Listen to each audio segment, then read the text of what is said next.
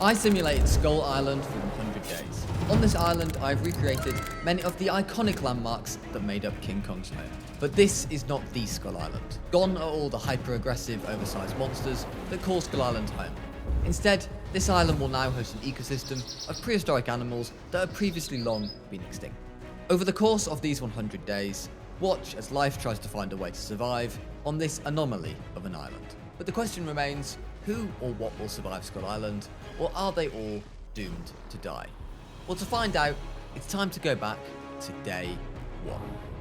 Welcome to day one on Skull Island, a place that needs little to no introduction. Endless jungles choke the land, dripping with mist, rot, and the echoes of prehistoric beasts. Towering cliffs and jagged mountains split the sky, hiding temples older than memory. The shipwreck lies broken along the black shoreline, ribs of rusted steel jutting from the sand like the skeleton of a fallen giant.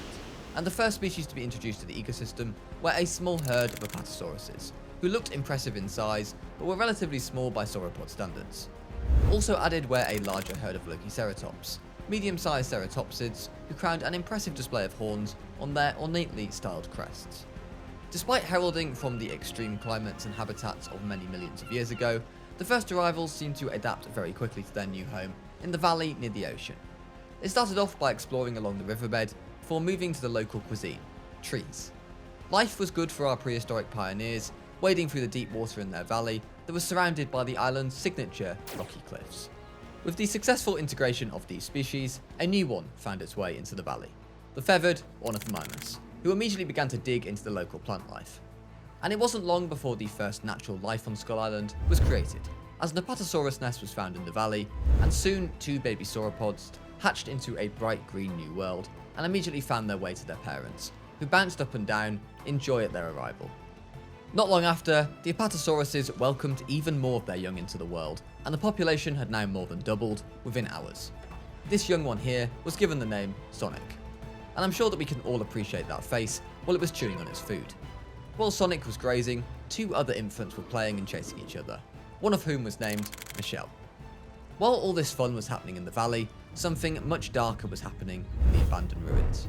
A pack of velociraptors had arrived on Skull Island and began to explore the rocky terrain of the immediate area. Eventually they began to make their way up the craggy hill, stopping only to feast on chunks of meat that they found on the ground. Once they were all fed, they continued. They were determined to find some more fulfilling food, something that they could hunt. The pack leader was given the name Green, and while they were currently some way away from the herbivores in the valley, they would become an ever-looming threat over this ecosystem. But patience was already running thin between Green's subordinates, who were pouncing on, biting and clawing each other in their frustrations. It wasn't long until one of them ran away, not wanting to cause any further injury, and the infighting in the pack stopped for now. The victorious Raptor did some sleeping, letting its body heal the small wounds that it picked up in the skirmish. In stark contrast to the cruelty in the barrens, the dinosaurs in the valley were having the time of their lives. Such as this Compy, he might be the happiest thing to ever exist, bouncing up and down through the grass. The baby Apatosaurs were getting to know the lay of the land and were practicing their rears on their hind legs. The Ornithomimuses were starting a family of their own, introducing a trio of young into their flock, and another Apatosaurus juvenile was playing in the water. Over at the abandoned fortress, food was limited and water was non-existent, but that didn't stop the Raptor pack from starting a family cluster of their own. Baby Pretzel here and its sibling were playing and nipping each other, blissfully unaware of how perilous their situation could become if their parents couldn't find a way out of these barrens. Back in the valley on day 5, more adult Apatosaurs had been imported in, adding to their population. But there was panic among the herds, as they could sense some looming threat in the distance. And their intuitions wouldn't be far off, as a pack of horned Ceratosauruses had been imported onto Skull Island and were now within walking distance and certainly within smelling distance of the herbivores in the valley. With little to no nutrition to gain in the abandoned ruins, and next to no progress being on the escape from there, the Velociraptor pack were beginning to turn on each other. These raptors were eyeing one another up and not entirely ruling cannibalism out as an option. The Ceratosaurs had now entered the valley, and the Lokiceratops population were absolutely terrified, fleeing in any direction they could go. But the Ceratosaurs weren't interested in them, yet. Instead, it had found a pile of meat from a long dead lying dino in a clearing and decided to chew on that instead. After feasting, the Cerato rested, while the Apatosaurus leader was displaying its massive bulk in an attempt to dissuade the Cerato from coming any closer. The two other Ceratosaurs were standing side by side, waiting for the leader to call them in. Eventually they were summoned, and chaos descended on the valley. First there was an attempted attack on Sonic, who fortunately just about survived unharmed, but these horned beasts were not done there, as they were scouting for their next target. The red-hued Cerato picked on this adult Apatosaurus, chomping on the back of its knees, causing some serious damage. Whilst not being targeted themselves yet, the Ceratosaurus attack was now causing major unrest in the Lokiceratops herd. These two Lokis got riled up at each other for the most minor of reasons and began to charge at each other, slamming their crests and horns into each other's crests with as much force as they could muster, all while the other members of the family were fleeing for their lives. The Ceratos, for their part, seemed to revel in the carnage they had now caused. They were seen playing and harmonising with each other for about 30 seconds. They then seemed to remember that the hunt had actually been unsuccessful, and a fight broke out between the leader and the only one who did any damage. Fortunately for him, the fight was short, and no damage was done. A few days later, the Ceratosaurs returned to the valley, though this time their presence did not cause a stir, as they were happy to scavenge off chunks of meat from long dead animals laying on the ground. Also joining them this time was their new baby, Bubble, whose parents were quick to show it the lay of the land, including walking through water for the very first time. Of course, the Ceratosaurs weren't the only ones enjoying the water, as this Ornithomimus family were also teaching their young about wading through the deeper ends, and the Apatosauruses have been enjoying standing in the river and the lakes of the valley pretty much their entire lives. While many dinosaurs can take care of their young, some can't even take care of themselves, as this compy was on the verge of starving to death. Drastic measures were needed to save its life, and a meat feeder was installed just in the nick of time, and the compy feasted on the tiny chunks. Back in the valley, the Ceratosaurs were in for a round 2 against the Apatosaurs. This time it was the grey one who went in for the adult sauropod, hoping to inflict more damage than its red-skinned sibling. It took a long hefty bite, but the Apatosaur kept moving, fleeing from the Cerato's jaws. Exhausting and with incredible jaw pain, the Ceratosaurus did not attempt again, and another hunt had failed. The Ceratosaurs then decided to change their target, the Lokiceratops. Despite being much smaller, these ceratopsids did have long sharp horns for defense, but still the Ceratosaurs charged in and managed to easily take down its prey. With this newfound confidence from this, the same Ceratosaur went in for the Apatosaur again, but once more it could not break through the sauropod's massive bulk. But still, the Ceratosaurs had discovered that the Lokiceratops were now easy prey, with 2 already being killed, and further demonstrated by a third getting dispatched with no difficulty whatsoever. You do now have to fear for the Lokiceratops population, whose ability to defend themselves was clearly vastly overstated. And while the Ceratosaurus refused to give up, and was still determined to take down the Apatosaurus, we move over to the ravine between the cliffs, where we see a lone Lokiceratops leaving the valley, leaving the home that is no longer safe for it to survive. Perhaps in the ravine it can take refuge and find accommodation with the Stegosaurus herd that lived there, who all possessed menacing backplates and devastating Thagomisers who would surely be able to defend themselves against the Ceratosaurs. Talking of the Ceratosaurs, they were making some impressive damage to the Apatosaurus, who did have now quite a few surface wounds to speak of. Away from the valley and up in the mountains, a Dilophosaur lived peacefully. It could certainly hear the noise below, but it possessed the knowledge of knowing that it was in no danger itself. In the valley, some of the Stegosaurs boldly ventured their way in, while some remained in the ravine where it was currently safe for them. As we look at the beautiful sunset at the end of day 20, we see a Ceratosaurus drinking from the lake, delighted with its earlier efforts of taking down the Lokiceratops. And we also see a compy bouncing around as if it had no bills to pay, grateful for the fact that it was probably too small for the Ceratosaurus to pay any attention. On the mountains, the Dilophosaur population has now increased, and their family could drink together, eat together, and play together, showing off their frills in an act of dominance, or display, or maybe both. In the ravine, there was little to do for the Stegosaurs who remained there. The plant life wasn't diverse enough, and there was little water to drink in or swim in. And so the Stegosaurs became angsty and began to swing their tails at each other in fits of rage. If they kept this up, they would be in danger of doing some serious harm to one another. Skull Island, though, was now turning into a war zone. The Ceratosaurs remained tenacious in their ultimate goal, and even the Dilophosaurs all alone up in the mountains were now turning on one another, and their once playful displays turned into full-blown fights for dominance. The Ceratosaurs, though, were slowly improving in their strategies of attack against the Apatosaurs. Each attack was causing slightly more damage, and even to the point where they caused organ trauma to their target. They were slowly getting closer, and they could sense it.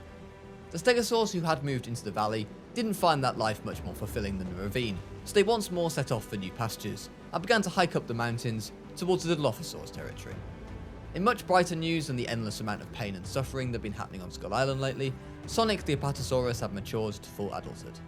On the plus side, he is now a big meaty boy, but on the downside, he is now a target for the Ceratosaurs to test their teeth and claws on. Unfortunately for the Apatosaurs, they were now one down though, as Apatosaurus 6 had died of thirst right next to a river. This red-skinned Ceratosaurus once more believed that it was worthy of leadership of the pack, and challenged the current leader, the blue-skinned one, to a duel. They bit and lunged their bodies at each other, but ultimately, the blue one remained strong, proving why it was declared the leader in the first place. Returning to our Velociraptor pack after a long while, babies ran around in the background while the adults had finally managed to find a water source. The cleanliness of this water is debatable, but it is water nonetheless. And the Stegosaurs had managed to settle in on a new location, alongside a herd of Parasaurolophuses. And the Stegosaurs had managed to even start their own family, as this parent watched its little one bounce around joyfully. One single Dilophosaur had decided not to join the rest of its family in moving further up the mountain, and instead it decided to roam all the way down the hills and into the valley. Given the name Explorer, it wandered about at the edge of the valley, watching the Ornithomimuses and Lokiceratops flourish through the water. The Apatosaurs had managed to find a brief respite from the Ceratosaurus attacks, and managed to lay some eggs in that time. And soon enough, another 2 young were hatched, ready to enter the chaos that was our Skull Island Valley. A brutal storm was now pouring down all over the island, distressing all the dinosaurs present. The Velociraptors were getting restless, clawing at the meat feeder as if trying to kickstart it into action. All the while, the baby raptor in the background could not be happier in the rain, chasing its tail as if it was small prey. The Stegosaurs and Parasaurs were doing their best to ignore the rain and continue with their day as if it weren't happening. But one of the Dilophosaurs was having fun, trying to catch the raindrops in its mouth, while another was feasting on some wet chunks of meat.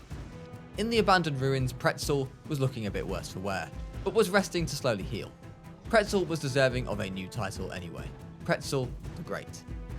Back over in the valley, the Ceratosaurus leader wasn't fancying a big meal, and so set its target on an Ornithomimus.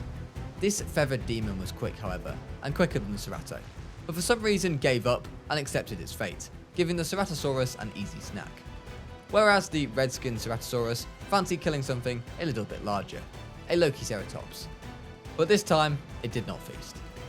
Explorer the Dilophosaur had become the first notable dinosaur to die in our Skull Island ecosystem. The log says that it was killed by a Lokiceratops, but I'm a bit suspicious of those compies standing right over its body. As we tick on into day 35, we take advantage of the majestic scenic views that this ecosystem provides.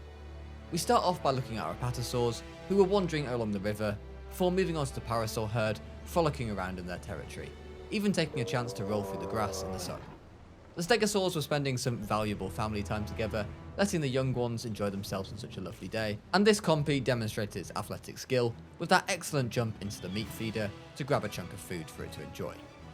But all these good times may not last for long, as a looming threat was nearby, as the Allosaurus had now entered the ecosystem in the Dilophosaurus territory. For now, they were resting and biding their time, but sleeping beasts don't sleep for too long. The sleeping red-hued Allosaurus was given the name Carlos, while its partner, the blue one, was named Caroline. It would likely only be a matter of time before the kings of the Jurassic made their mark on this ecosystem. With limited progress being made of escaping the Barrens, the Velociraptors were turning violent against each other. And on the opposite scale of this, the Ceratosaurs were taking a break from its constant violence and decided to partake in a leisurely stroll along the Valley River. But not all dinosaurs could be content with their lot. With limited food in its territory, the Compsognathus had starved to death. Rest in peace, our little compy. But where one life ends, another must begin somewhere, as this Stegosaurus welcomed 2 new small members to their family. The ecosystem now was growing every day, and with it came 2 extremes. One of these is the Parasaur elegantly drinking next to this little waterfall, while the other end is the Apatosaurs were still fighting for their life against the ceaseless attacks of the Ceratosaurs. The Allosaurs, however, seemed in no rush to assert themselves on this ecosystem. Carlos did nearly encounter a Dilophosaurus, but either he didn't see them or he ignored them, choosing instead to take over the meat feeder. The Dilos could only watch in the background as their only food source was taken from them. Just as predicted, now that Sonic was an adult, he became a viable target for this ambitious Ceratosaurus to try and take down. Fortunately, he grew up eating his vegetables, meaning this ferocious attack did merely a fraction of his damage to his strong hide.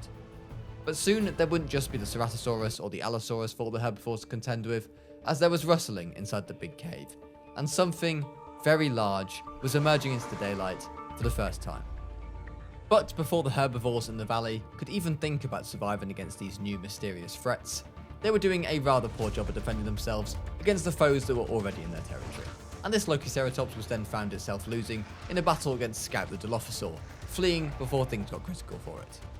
And it seems that the threat posed by the Allosauruses were greatly overstated, as these menacing looking theropods might turn out to be the biggest softies in the entire ecosystem, choosing to play with each other rather than go for any kills. Hopefully this new unknown large predator would be a bit more menacing.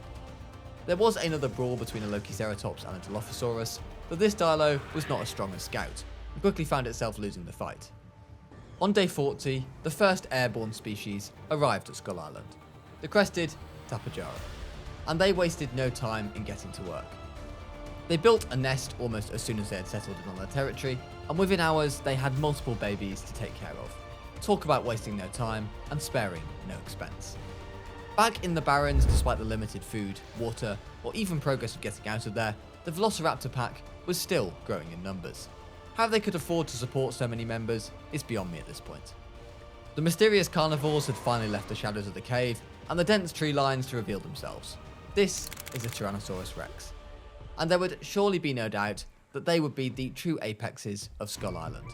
The Tapejaras made the smart decision of staying far away, and the second the Rex began to move towards the valley, it spotted a rogue Ornithomimus in its path.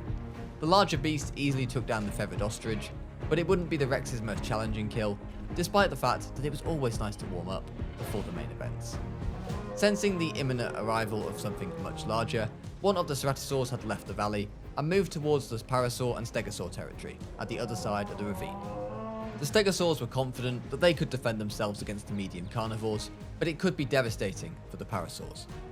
Because of the chaos that the newly imported Allosaurs had brought to their territory, many of the Dilophosaurs had now fled, and many of them had also got lost and were alone, such as this little juvenile Dilo who happened to stumble upon the Rex cave.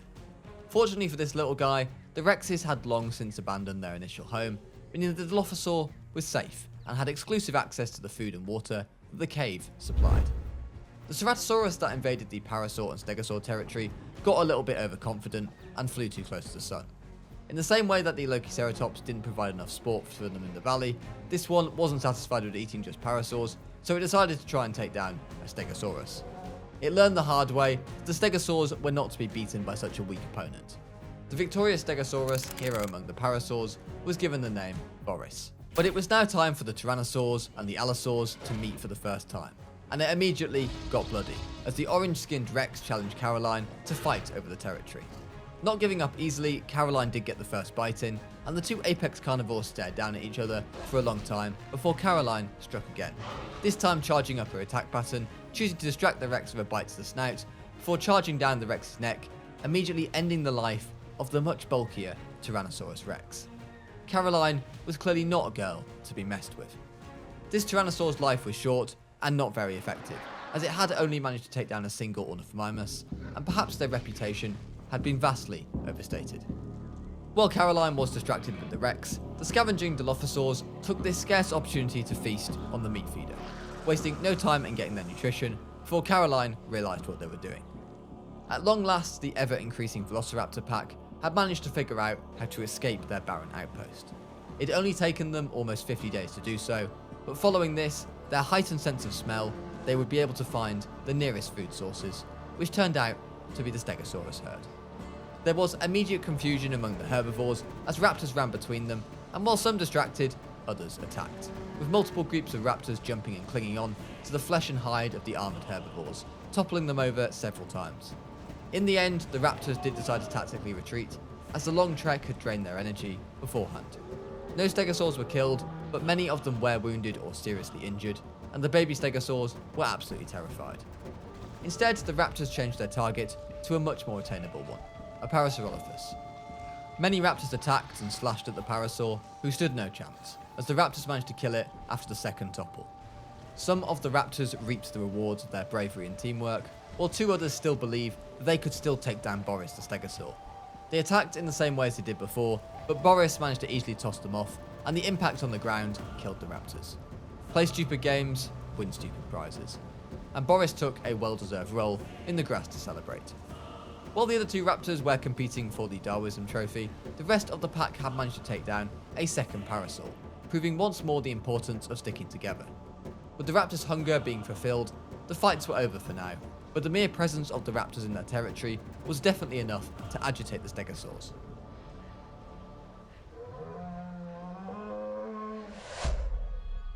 Following her heroic victory over the Tyrannosaurus, Caroline and Carlos celebrated in the only way that prehistoric dinosaurs knew how, by starting a family together. Not long after the fight, they welcomed 3 Allosaurus hatchlings into Skull Island. 1 took Caroline's blue skin, while 2 others hatched with Carlos's red skin. The dominant juvenile was given the name Raspy. Hungry again and having learned from the mistakes of the 2 fools, 3 Velociraptors managed to successfully take down a Stegosaurus. Terrified and realising they might not be as infallible as first thought, 2 Stegosauruses huddled together, determined not to be separated. Elsewhere, the single surviving Tyrannosaur was feeling lonely and depressed. It was hungry but lacking the determination to do anything about it. It was aptly given the name Lonely, but things were not looking too bright for it. As night fell on Skull Island, a large group of raptors decided on their next meal, and they were ambitious. They singled out Boris and mounted a siege on the Stegosaurus. They managed to topple him over a couple of times, but Boris was a resilient Stegosaurus. Even when on very little health, he still stood and fought. But eventually, the onslaught proved too much, and Boris fell for the last time, never getting up again. The raptors gorged themselves on his body, while the gravity of the Stegosaurus' situation really kicked in. After their fearless defender fell, they knew they were no longer controlling the interest in this territory. Rest in peace, Boris. After hearing about the underdog stories of the raptors against the Stegosaurs, in the night the Dilophosaurs got inspired, and decided they could pull off a similar heist. A group of 5 Dilos plus a juvenile watching on decided that they were no longer content with sharing territory with the Allosaurs, and decided to attack, with Carlos being the unlucky target. Having only fed on the feeder thus far, the plucky Dilophosaurs got to experience fresh meat for the very first time on Skull Island. Following all this death and violence, the scientists decided that new arrivals were needed on Skull Island. The first of which was this feathered biped in desperate need of a manicure, the Therizinosaurus, who was named Susan. Back with our Ceratosaurs, they still hadn't given up on their lifelong dream of taking down an Apatosaurus, but as usual, were still falling short. But not all Ceratosaurs were violent. No, in fact this juvenile Ceratosaur had become friends with this juvenile Parasaur, and they were both wading through the water together. And the Dilophosauruses, fresh off their victory over Carlos, welcomed 3 new additions to their family. These 3 baby Dilos were given the treat of getting to eat from Carlos's corpse upon first emerging from their nest. Having lived most of their lives on very little in the barrens of the abandoned outpost, you would think that the raptors would teach humility and be grateful for what they got. But in this case, in fact it is the complete opposite. The raptors have now become hungry, both for food and for power. They've disrupted the balance of the territory they adopted, and with each Stegosaur they take down, they do not look like stopping anytime soon. Satisfied with how they took down Carlos, the Dilophosaurs turned to their next target, Caroline. In the past, Caroline had managed to take down a Tyrannosaurus Rex, but she could do nothing as the Dilos overwhelmed her. The surviving Tyrannosaur watched on with glee, as her partner's killer was killed herself. But all this was very bad for Raspberry and its siblings, as it meant they were now orphans, forced to grow up and learn key skills without the support of their parents. On day 50, there was rare peace in the valley. The many Apatosauruses were ambling around between the trees and the river, and the family of the Ornithomimuses were flocking and swimming in the swampy, lily-filled waters. Later that day, during a rainstorm, the result of a miracle took place. Susan, without a partner, laid an egg, which hatched into this baby, Therizinosaurus. The baby was already learning new skills, such as pruning itself and shaking off the rain, all under the supervision of its mother. In the valley, a lone Dilophosaur wandered through the Apatosaurus herd, looking up at the dinosaurs, the size of which it couldn't comprehend. And all the peace within the valley at the moment was because the Ceratosaurs were taking time away from their harassment of the Apatosaurs and others to focus on their parenting. But the Velociraptors were not peaceful. In fact, they were far from it. Taking a break from stegosaur hunting, they opted for an easier snack in a parasaur, and despite the para's best attempt, it was taken down with relative ease. The storm coming down violently on the island now meant that no territory was safe. The Velociraptor pack was forced to relocate, both because of the storm and their depleting numbers following each Stegosaurus attack.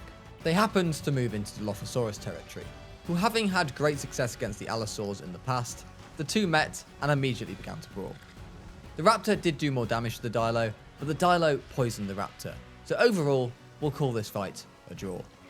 Not all Raptors, however, ended up in Dilophosaur territory. Some lucked out and ended up in the valley with the Apatosaurs. The Parasaurs, however, found themselves with pretty rotten luck. Believing they had abandoned the Raptors when they moved to the valley in the storm, they were pretty fuming to see the little vermin taking down their own kind once more. The Raptors in the Dilophosaurus territory were beginning to establish themselves, however, fighting and killing the Dilos with relative ease. It was apparent that everywhere they went, the Raptors were absolute menaces. The Ceratosaurs had been living relatively easy without a challenge in the valley so far, but as soon as the Raptors arrived, that changed for the worse. This Ceratosaur, one of the originals introduced, was being pounced on by the vermin. Despite tossing one off and sending it flying, it couldn't withstand the second wave, and was killed. That sound you just heard was the collective sigh of relief from all the Apatosaurs, knowing that their own nuisance was no longer the top dogs in the valley. Back with our Dilophosaurs though, they were continuing to struggle against the invading Velociraptors. This one here did put up a good fight, managing twice to neutralise the Raptor's attack. But in the end, it was unable to withhold anymore, and it too was killed. One Dilophosaur who was not yet struggling with the Raptor infestation was Scout, who was thriving, even managing to take down a fully grown Lokiceratops on its own. Scout was truly proving to be one of a kind. The Stegosaurs, who too had suffered major losses at the hands of the Raptors, were beginning to move past all that and started to rejuvenate their families. Two baby Stegosaurs hatched and escaped their nest, ready to be nurtured by their parents. The juvenile Dilophosaurs, who managed to get lost in the former Rex cave, made its way out and was continuing its journey across the land. This little guy was living in its own world, blissfully unaware that its entire species was currently getting slaughtered. Those dinosaurs who weren't being pounced by velociraptors were living relatively docile lives. Well, almost every dinosaur was. Bubbles, the Ceratosaurus, who was now an adult itself, was hungry, and had spotted Susan the Therizinosaurus, who was looking a bit bloody from some past skirmish.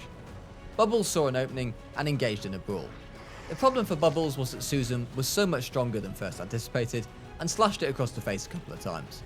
Bubbles fled and encouraged the nearby juvenile Ceratos to also stay far away from Susan the Therizinosaurus. The Velociraptors on the mountain had moved on from the Dilophosaurs and fancied themselves a much bigger opponent, Lonely the Tyrannosaurus. Lonely had been low on confidence, energy and determination since its partner was killed, but it wasn't going to go down without a fight. And so Lonely fought back, hurling the Raptors away. Despite being able to fight off the Raptors, however, Lonely had another problem. Since its partner had died, Lonely had been on hunger strike and was about to be consumed by starvation. As day turned to night, night also fell on this Tyrannosaurus.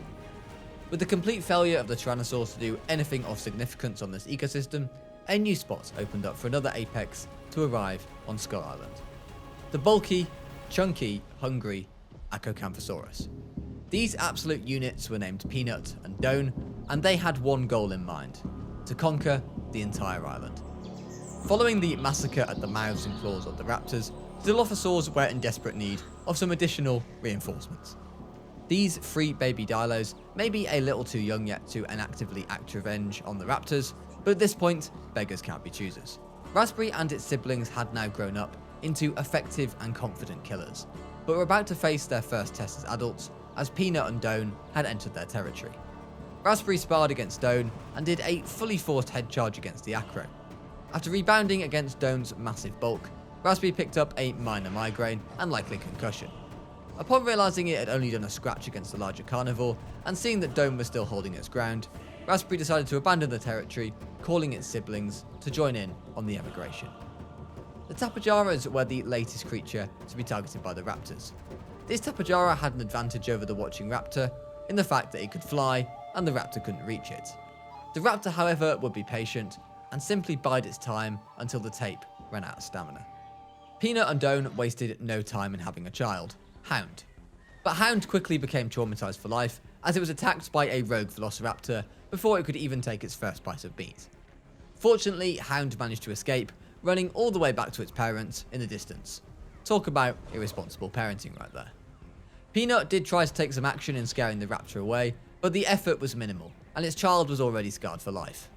Peanut rewarded itself for its efforts by scavenging on a Dilophosaurus corpse, which had already been killed previously, by a velociraptor of course. Wanting to avenge her parents, Raspberry took on a pack of Dilophosaurs. Unlike her parents, Raspberry did put in a very strong effort, managing to shake off and kill the 4 attacking Dilos. Unfortunately though, she didn't escape the battle unscathed, as the Dilophosaurs had managed to poison her bloodstream, which would sadly prove fatal. As she sat in the final sunset, satisfied that she did her parents justice, she was given the title of the Mighty Raspberry. She died a few months later, after calling out to her siblings one last time. Rest in peace, Mighty Raspberry, a true absolute legend of Skull Island. But the sad news for Skull Island wouldn't end there. Scout went to take down a Lokiceratops, an act which she had had success with in the past. Only this time she lost concentration in the vital moments, and the Lokiceratops struck her down. Once more, can we have a rest in peace for Scout in the comments down below. There was an unnatural quiet to the island for a number of days after all of these tragedies. As we watched the Apatosaurs peacefully wade across the Valley River, we remember all those who have lost their lives on the island. But now, for potentially the most tragic moment of the lot, Bubbles the Ceratosaurus was starving and hunting an Ornithomimus. She did manage to successfully catch her prey, but she accidentally threw her meal down the jagged cliff and down the waterfall. For a moment she stood there, both shocked and confused at what she had managed to do. And it wasn't just the Ceratosaurus that the Ornithomimus had to look out for, as there was a new large threat on the island, a Quetzalcoatlus. The Quetz swooped down to inform the Ornithomimus about the word, but not every dinosaur it appeared knew about the bird. But soon, everyone will know that the Quetzalcoatlus is the new king of the skies around here. On day 70, we began the day by another Dilophosaur perishing at the hands of a Velociraptor. These Dilos just can't seem to escape them. After her disappointment with her previous snack, and getting desperate for food now, Bubbles went on a frenzy. First she managed to successfully hunt down this Ornithomimus, and with no cliff stopping at this time, she took a hefty meal out of it. To make sure she wouldn't go hungry again for some time, she also killed this Lokiceratops, deciding to save it for later. This Therizinosaurus Kevin was getting a little bit confused about things at the moment. Possibly blind, he repeatedly kept walking into the cliff, not realising there was an obstacle in his path. He managed to move away from the cliff, but his marbles appeared to be still missing. Desperate for a drink, he was just walking in place in the middle of the river, and was about to die of dehydration. Fully fed and strong again, Bubbles attempted once more to take on Susan. This fight though did not go as planned for our Ceratosaur friend, and she ended up running for her life on a sliver of health. But Bubbles' luck would run out there. 2 Velociraptors led by Green were on the hunt for easy weak prey, and Bubbles unfortunately was this. We watched Bubbles' life from the very beginning, and now as she becomes raptor food, we remember her chaotic impact on this ecosystem. In all the fighting and screaming around them in the valley and on the island, the Apatosaur herd were the only species that truly appeared to be thriving. Their numbers were now growing, no doubt helped by the lessening Ceratosaurus population, and there was now nobody to keep them in check.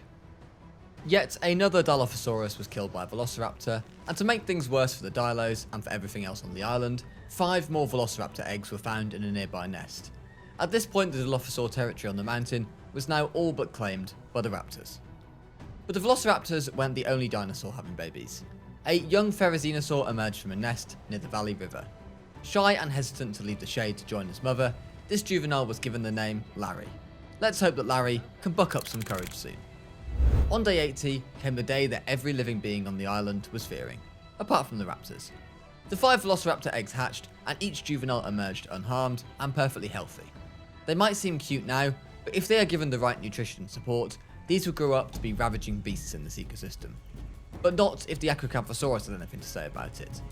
Baby Hound had been killed by a raptor in a previous day, and Doan was absolutely furious about it, crashing out and attacking every little raptor it could find, adult or not.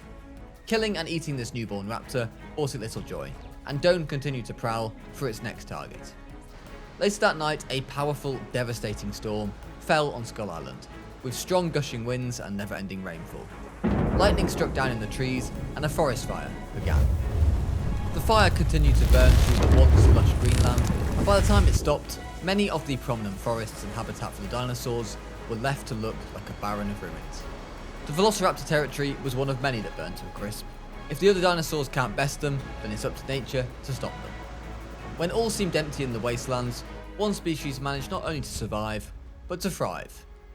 The Lystosauruses lived hidden in the dense forests and in burrows underground through this entire ecosystem.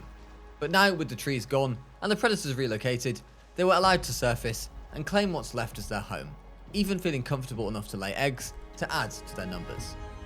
Down in the valley, everything here survived the storm. Well, almost everything. This Apatosaur passed away during the heavy rain, old age catching up to it, and soon all the original Apatosaurs will soon succumb to time. New location, same story, as a Velociraptor killed a poor defenseless Dilophosaur. But even as the raptors began to settle down in their new home, Peanut the Acrocanthosaur followed them. And Peanut wanted some revenge. Without hesitation, the raptors charged at the Acro, latching onto its heavy, thick skin, but Peanut was having none of it. Despite the raptors doing very little damage, Peanut still threw them off, and the raptors violently crashed against the ground and the trees. The raptors got up and attacked again, but once more thrown off by Peanut, only this time they did not get back up, and Peanut walked away in victory. One of the raptors who died in the skirmish was Pretzel the Great, yet another dinosaur that we've watched since the very beginning. Peanut celebrated its victory with a large gulp of water, sharing the lake with a Tapejara alongside the resting Doan. One thing was for certain, the Acrocanthosaurs have proven that they may be the only ones to solve the raptor crisis. Some tragic news though to bring to you: Larry the terrified Therizinosaur never got to grow up. He was hunted down by a Ceratosaurus who wanted to avenge Bubbles. The Ceratosaurus themselves, despite losing numbers earlier, were now back on the mend and returned to their favourite hobby, harassing the Apatosauruses. After the deaths of Pretzel and also Hound, the Acros and Raptors were now stuck in an endless war. 3 raptors attacked Doan and even managed to topple over the larger beast. Doan was not finding this fight as easy as Peanut's previous one and was now struggling. But it wasn't just Doan that the raptors were attacking. 4 of them also went after Peanut. Peanut was having a little bit more success with throwing off the raptors, but the raptors were persistent and kept getting back up for more. Revenge was a common theme on Skull Island at the moment, as Kevin the Therizinosaur and one of the Ceratosaurs were at each other's throats. Both dinosaurs had equal reason to be angry with the other, and we've established a long time ago that Kevin isn't the brightest dinosaur on the island.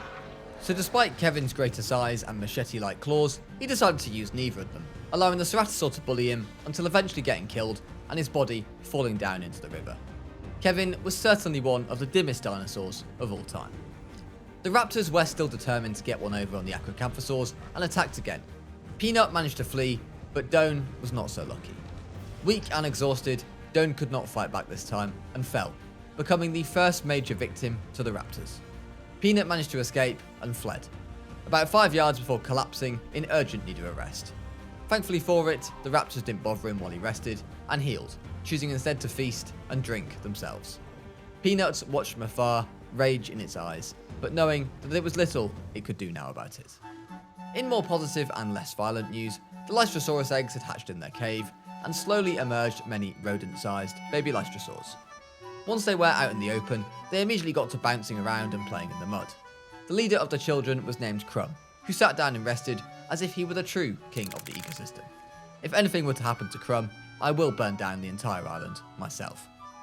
After the Velociraptors migrated up the mountains, the Stegosaurus herd were allowed to thrive, slowly and steadily adding to their numbers in a healthy and controlled way. Peanut and the Raptors, though, were at it once more. I'm not sure who initiated the fight, but there was certainly a score to settle, and one way or another, this fight would end in bloodshed. Things started off well for Peanut, but as more and more Raptors came to aid their own, it got overwhelmed and began to quickly lose the fight. Despite putting up one last heroic stand, Peanut was slain, and as the Tapejara flew overhead, the final apex of Skull Island was defeated. With no apexes on the island anymore, there was no hope that anything could be done to stop the raptors. Or was there? One more carnivore species was introduced in a last gasp effort to put the raptors in their place, the Majungasaurus. With 2 of them named Abby and Cannibal, would these be able to solve the raptor crisis? Probably not, as they were more interested in biting each other than saving the ecosystem. After apologising and making up, one of them chased and squared up to one of the Velociraptors. Without the size or chunkiness that the Acros possessed, would the raptors fear the Majungas? After a brief intermission of watching Sonic getting bullied by one of the Ceratosaurs in the valley, we return to the Majungasaurs, where one of them has engaged with 3 raptors. The raptors clung on and toppled the Majunga over, only to give up for some reason, letting the Majungasaur walk away, while 2 Chapajaras decided to drown themselves in the lake. It wouldn't be long before the raptors returned, however, and this time 5 of them attacked, and they were going in for the kill this time. The Majunga, Sarah, threw them all off the first round, but simply continued to stand there while the raptors got back up and went in for more. On the second wave, Sarah showed no survival skills whatsoever and just seemed to take the beating. Eventually the raptors got exhausted and got off, but not wanting to rob the raptors of a nice meal, Sarah respectfully continued to stand there, in place, not moving. Sarah eventually went down, and the Majungasaurs, which were meant to be the final great hope for this island, were looking pretty useless. And to make matters worse for this ecosystem, 2 more raptors hatched, and they were now at large. The remaining Majungasaurs were unaware of Sarah's colossal failure and were continuing to roam around the area. They found a suitable location for their territory nearby a meat feeder and wasted no time in getting a nest set up, and 2 eggs were placed down soon after that. A couple of raptors picked on a Ceratosaur and attacked, and despite being knocked down early on, this Ceratosaur did get back up and managed to defend itself quite well. After ridding itself of the raptors, it decided not to stand around and instead moved away. Let's hope that the Majungasaurs were paying attention to this one. Rain was now pouring down hard, and a single Allosaurus wandered too far away from its territory. Terrified and running through the grass, unfortunately this poor little guy would never make it back home, and it was pounced on by a Velociraptor who received a nice small snack. In a surprising twist, the Ceratosaurs were proving to be the last hope against the Velociraptors rather than the Majungasaurs. Every dinosaur on the island, even including the Apatosaurs, were now rooting for the Ceratosaurs. The Majungasaur eggs had now hatched, but one of the babies had managed to get itself lost. It had wandered too far away from its parents and now realised it couldn't see them anymore. Panicked and like a prehistoric Forrest Gump, this one kept running and running and running, looking for signs or for any clue of its parents. Eventually its efforts were rewarded when it found one of its parents and its siblings hanging out by the edge of a cliff. Reunited and taking a well-deserved nap, this young lad was given the name Potato. But it was far from the lazy connotations of that name. Pleased to be one big family again, Abby and Cannibal snuggled one another before continuing on in search of threats, such as this Velociraptor family. Both species were looking after their family, and this was sure going to be an ugly fight. The adult Velociraptor was on its own, and Abby, along with her larger size, used this to her advantage and chased the adult away before rather evilly attacking one of the baby raptors. The adult raptor watched on in rage while this happened, but while it was alone, it couldn't do much without risking its babies becoming orphans. But Abby did not care and continued to enact violence on the defenseless children. That baby raptor must now be scarred for life. Taunting and panicking the juvenile raptors, the 2 baby Majungasaurs were having an absolutely wonderful time, playing and snuggling and running behind each other. All the while, the baby raptors were now in a war zone, continually being bitten and rammed by Abby. The adult raptor decided that enough was enough, and took an eye for an eye approach, charging in and attacking Potato. The infant Majunga eventually got back up, and immediately started running for its parents, who had stopped attacking the baby raptors for now to take a drink, with Potato sleeping to heal its wounds. After finishing her drink, Abby and the adult raptor squared up to one another once more. But Abby ignored the raptor and continued with her favourite pastime, attacking the children. The raptors were now out for revenge, however, and found a lone Majungasaurus by the lake. 4 of them attacked, but none of them were successful, as the Majungasaur managed to fight them off and kill them all individually. With a juvenile raptor standing shell-shocked beside it, the victorious Majungasaur was named Survivor. And Survivor proved that there was still hope that the vermin's Velociraptor could still be defeated. Watching over the raptor's former territory, we see that plant life and shrubbery were beginning to grow, with the dead trees getting fewer and fewer in number, and with each passing day, the habitat was now returned to its former glory. As we approach day 100 on Skull Island, after so much constant fighting, violence and struggle for survival, we are only now beginning to realise how little we truly appreciated the elegant beauty of this ecosystem built on Skull Island. After the Velociraptors returned to extinction, the ecosystem was once more at peace. The Majungasaurs added to their family numbers, with 3 more young rapscallions, and the antisocial Susan was enjoying her best life in the swampy environment, preening herself with oversized talons. The Quetzalcoatlus still ruled the skies, and even these small peaceful creatures did not get enough attention throughout, such as the Allosaurus had been spending their entire lives bounding through and playing in the grass. Aside from the occasional Ceratosaurus attack, the now second generation of Apatosaurs had spent the entire ecosystem by the river up the valley, grazing on the trees and wading through the water. In the ravine, after the Raptors had left their territory, the Stegosaurus herd was now thriving, and even the Ceratosaurs were no longer pestering the Apatosaurs, and instead had learned to share their meat feeder with the miniature compies. And as we remember the dinosaurs we lost along the way, such as Raspberry, Bubbles, Scout and Kevin, as well as many others, we embrace that life on Skull Island had truly found a way to survive. Thank you all so much for watching this 100-day Skull Island simulation. Don't forget to show your support for the channel by leaving a like on the video and commenting down below. Of course, subscribe if you are new around here, and consider becoming a channel member where you get exclusive perks such as early video access and the exclusive map code to this Skull Island masterpiece, which has been shown throughout the video. If you have enjoyed this video, why not watch the video that YouTube has put on your screen now, as they think you will love it. Thanks for watching guys, and I'll see you all in the next one.